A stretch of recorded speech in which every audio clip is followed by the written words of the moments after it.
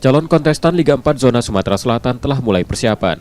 Salah satunya David FC yang memulai proses seleksi berjalan untuk calon pemainnya. Ada 30 pemain yang direkrut untuk memperkuat klub ini. David FC memasang target juara musim ini, yang membuat manajemen berencana merekrut pemain dari luar Sumsel termasuk pemain dari Liga 2.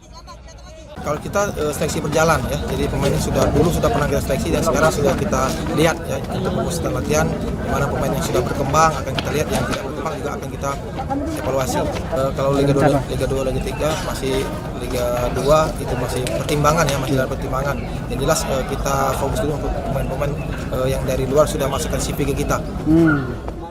David FC menilai peta persaingan di kompetisi kasta keempat di Sumatera Selatan musim ini akan kompetitif. Pasalnya kekuatan beberapa calon kontestan juga sudah merata.